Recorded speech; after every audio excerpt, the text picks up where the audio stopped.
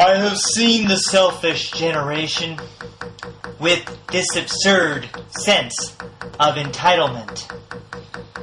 Some tend to blame the lethargic parents when it is indolent society. I know the denigration of women. Looking at the fashionable rappers, making women nothing more than objects. No one protests against these trendy men who refer to them as bitches and whores. None of the accepted voices speak up. Thus, there is no collective rejection. So it is accepted and normalized.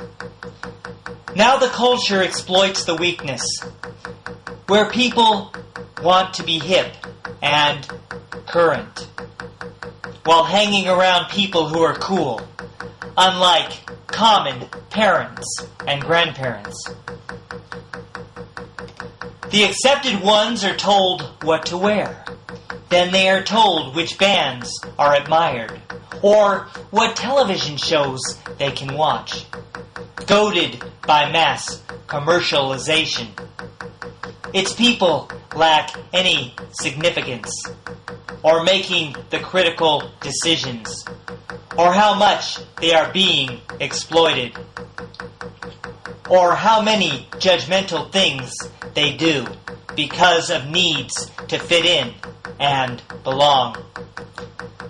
When one lacks basic critical judgment, when one has not developed character, when one has not developed intellect, then one cannot function in the real world. Some have lost the values of history as part of lessons for going forward when collective mindsets go for the rush. There has to be elements of danger as one takes something they cannot control, courting danger to feel or be something.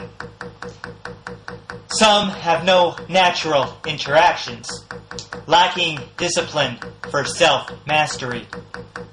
The end result is depression and angst, the emptiness over stimulation, obsessive compulsions, and detachment.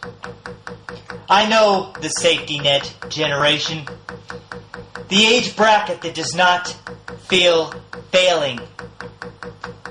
They lack spiritual development.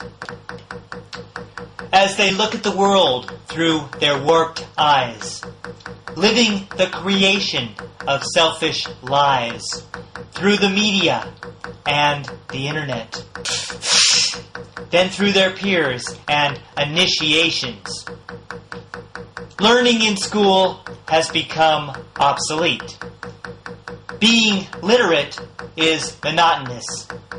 Making good grades on a test is humdrum, and the ones who fail cannot be held back.